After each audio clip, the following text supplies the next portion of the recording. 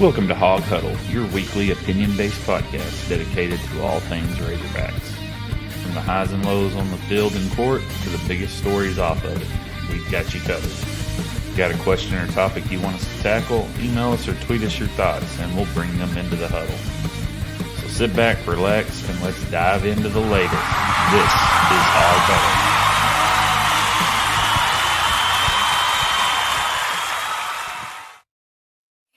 What's up, everybody? Jesse here with Hawg Huddle. How's everybody doing this week? Going to be a little bit of a shorter show today. Still depressed over baseball Thursday and Friday. But let's start off with basketball this week. Got the announcement. Got the video from Cal. Billy Richmond, he's back. Trevin Brazil, he's back. DJ Wagner, he's back. Carter is testing the draft, but everything I have read, everybody I've listened to, probably everybody that you have listened to, if you're interested in Razorback sports and listen to multiple podcasts like myself, this is more of a go find out from the pros, what do I need to improve on? What do they need to see from Carter Knox to improve that draft stock and make him a lottery pick next year? Which, mark it, Hawg Huddle episode 17, I'm saying that Carter Knox, barring an injury, will be a lottery pick, first round, I'm going to say top 10 pick next year. Now, I may be wrong, and if we're still going strong with this show, y'all can let me hear it, and I'll eat my crow like I do with football all too many times. But we've still got a few spots on the roster. And right now, seems like it's coming down to two players for your big splash, your final splash portal get. And that's Chad Baker-Mazara from Auburn and Jameer Watkins from Florida State. Give me Jameer Watkins all day.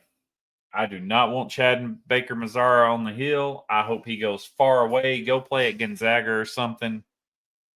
I can't stand that dude. He's dang near my age. In all seriousness, he's like 25, 26. But cannot stand him.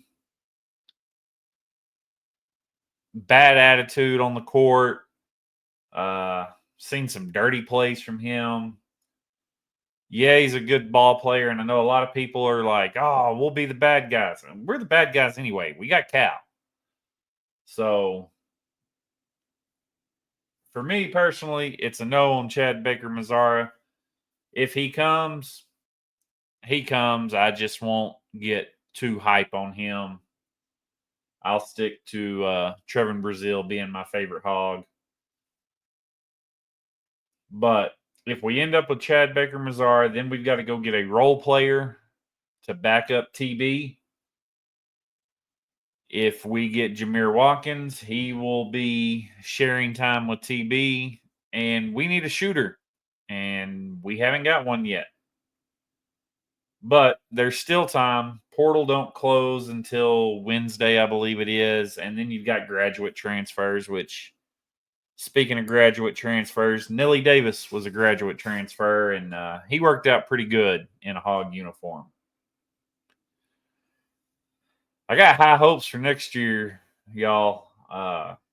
This roster's looking real good right now before we add the finishing pieces, or before Cal adds the finishing pieces. And the expectations are going to be high. I mean... The way things are looking, maybe I'm being a little too optimistic here, but I'm going to say the floor is a Sweet 16. The ceiling is a national championship.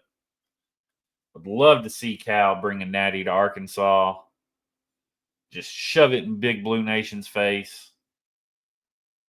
And we hadn't had a national championship outside of track on the hill in 31 years now, which was basketball was the last one. Hopefully baseball and softball can do something this year. More on that here in a second. But if we end up with Chad Baker-Mazara, then we've got to go get a role player to back up TB. If we get Jameer Watkins, he will be sharing time with TB. And we need a shooter. And but high hopes with the roster we have. And we'll see what final pieces Cal puts on. Hopefully, I'll have some more news about basketball for you next week. Real quick on football, we've had a couple guys hit the portal. We've grabbed a couple guys out of the portal. Nothing that moves the needle for me. The guys leaving weren't going to play.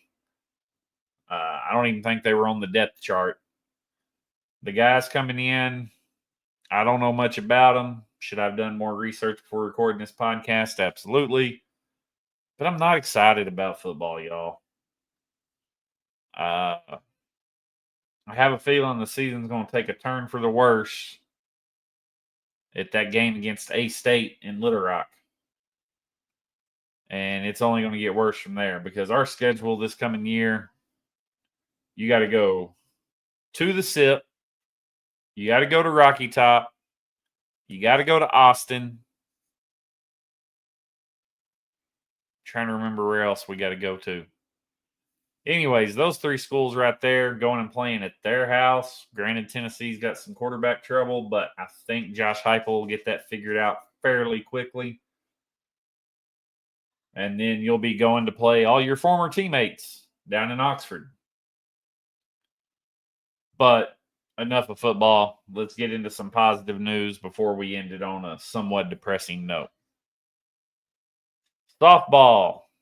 They sweep their doubleheader on Friday against Colorado State. Saturday did get canceled due to weather. Non-SEC series doesn't really matter. The girls look dominant against Colorado State. They're not a very good softball team. I think they've got single-digit wins on the season. But you still got to get out there and execute, and they did that. And Reese Berline in Game 2 throws a 5-inning perfect game, just the third in program history.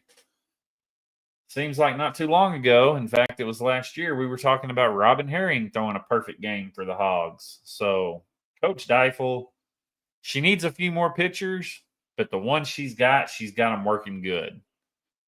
I would like to see her pick up a couple more experienced arms in the portal this offseason. And then there's going to be a giant hole at first base that you got to fill because Bri Ellis will be gone after this year.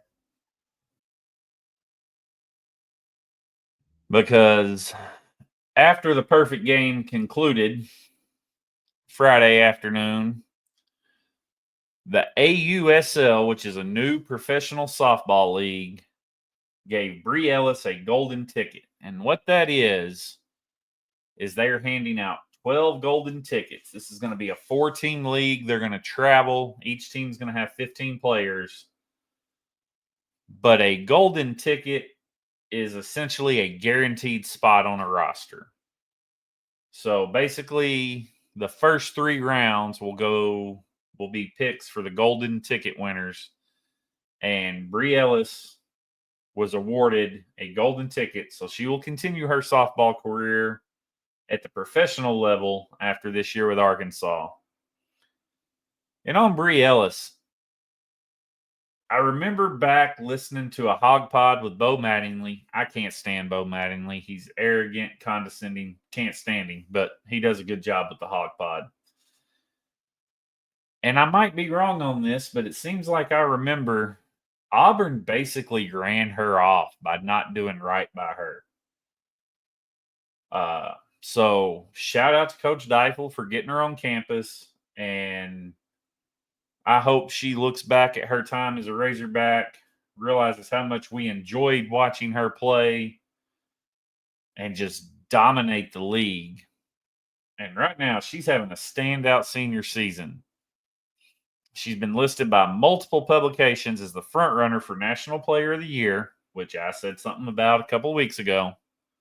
I guess they don't have a golden spikes in softball. They just have National Player of the Year. But right now, she is batting .486. She has 50 hits, 22 of those being home runs, 8 doubles. So of her 50 hits, 30 of them are extra base hits. She's got 62 RBIs, 45 walks, and a 1.214 slugging percentage and a 642 on base percentage. If there was a baseball player having the same season, they would probably go down as one of the greatest to ever play college baseball. Her numbers are just outstanding. She did throw out the first pitch Thursday at Baum. I was there for that. That was cool to see the baseball team giving her a moment in the spotlight. But next up for your softball Hogs, they're going to have them a road trip down to College Station to take on the number 1 Texas A&M Aggies, Colt School. First pitch on Friday is going to be at 6 p.m. That'll be on SEC Plus. Saturday, 4 p.m., they're going to be on the main network. And then Sunday at noon on the Plus.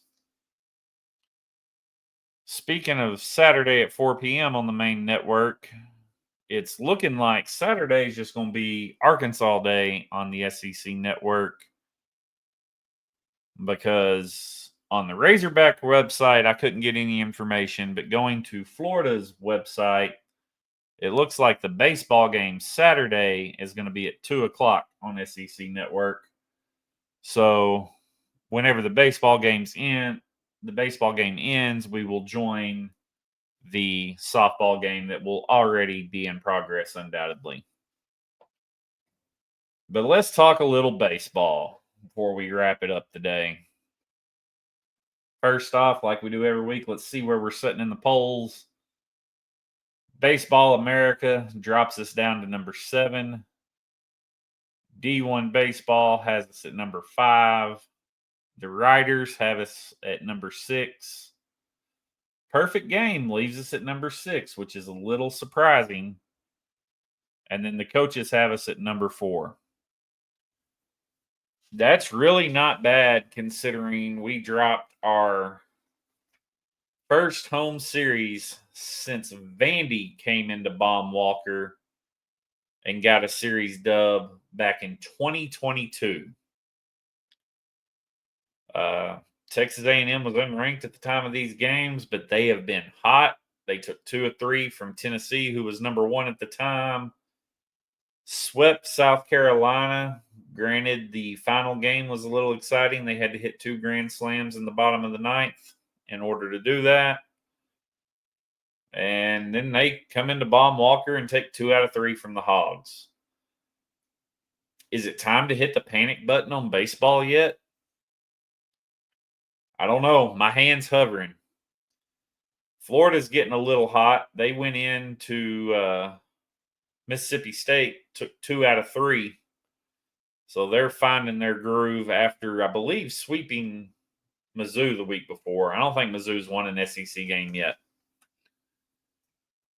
So if we go down to Gainesville and we drop another series, I will definitely be hitting the panic button. The big things I saw this weekend, still have trouble continuing to watch strike 3, go right down the middle, not even swing the bat. You got to swing it to hit it. Pitching, Zach Root had a rough outing.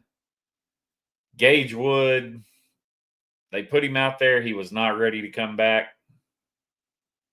based on what we saw from him. He got 20 pitches, and Dave pulled him. But Ben Bobby and Gabe Gackle did come on, only giving up 2 runs between the 2 of them. They go 8.2 innings, 2 runs. Gabe had 8 strikeouts. Ben had 4. And the Hogs go on to win 11-5 in Game 1 of Friday's doubleheader. Game 2 was close in that doubleheader, but I think the lightning delay, that sealed our fate. We were down when the lightning delay hit. We had Aiden Jimenez in on the mound. with him being so fresh off Tommy John. I think his Tommy John was 13, 14 months ago at this point. You can't let him cool down that much and then put him back up there. That's just a liability for re-aggravating that injury or creating another injury.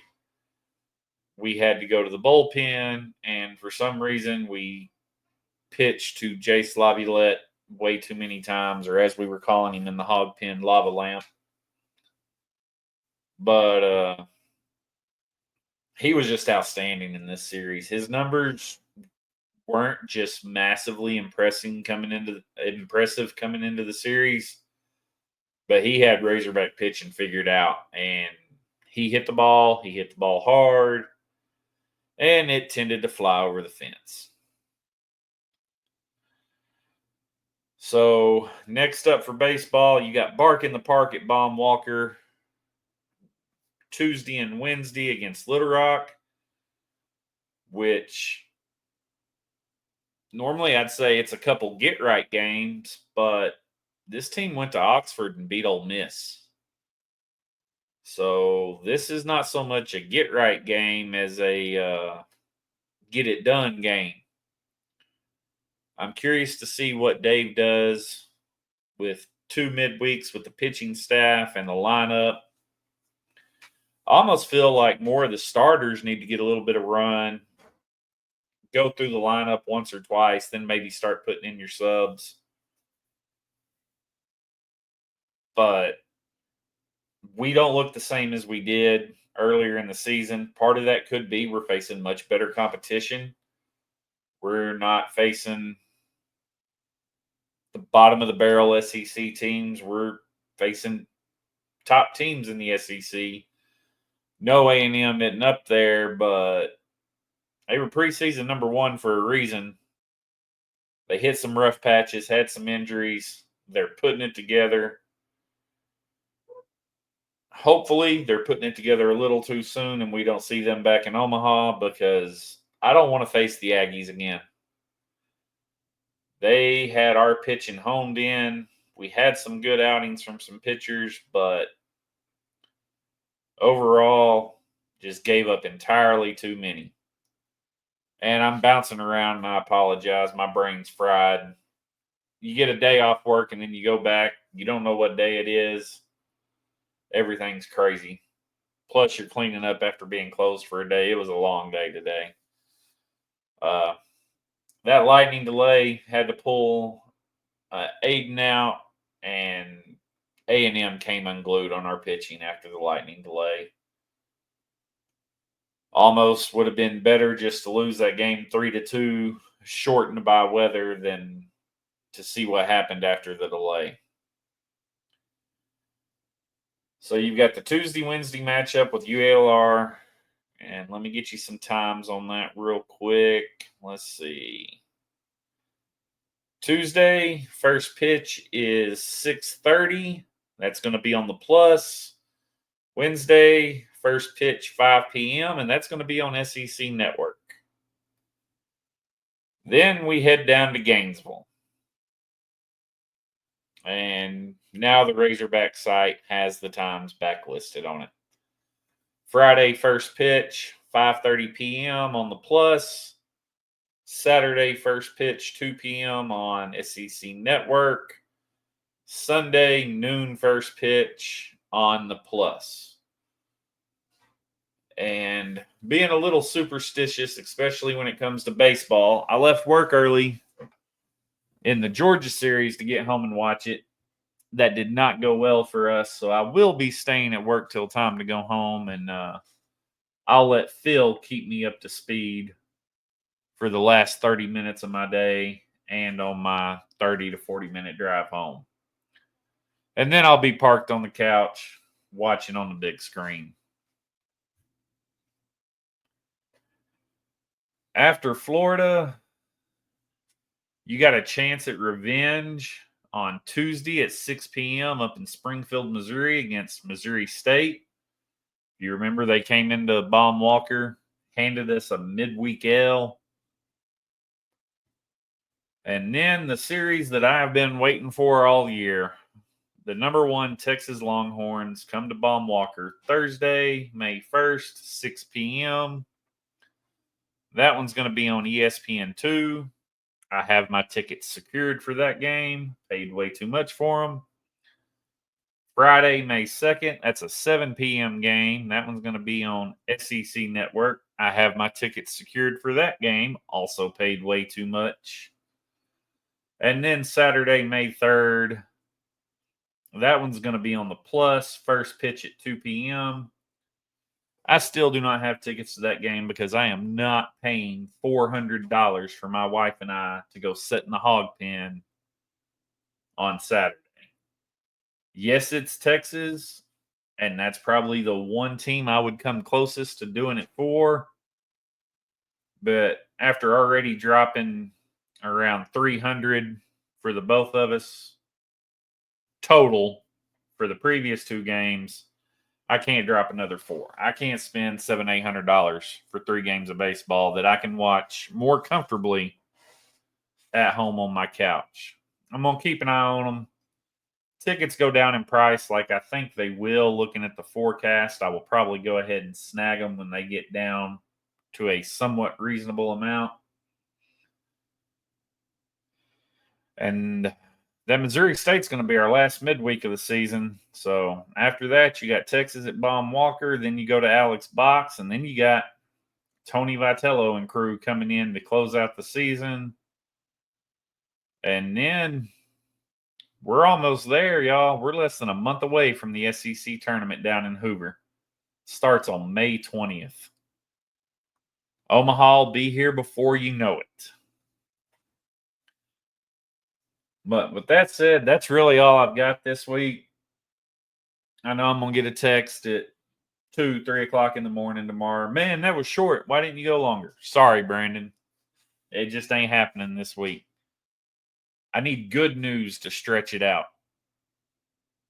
But with that said, everybody have a safe week. Appreciate you tuning in. And as always, woo pig. Let me take this opportunity to say thank you for listening to Hawg Huddle this week. Make sure and subscribe on your favorite podcast provider. Tell your friends and follow us on socials. We're on Twitter, TikTok, and YouTube. Thank you again for tuning in, and we'll see you next week.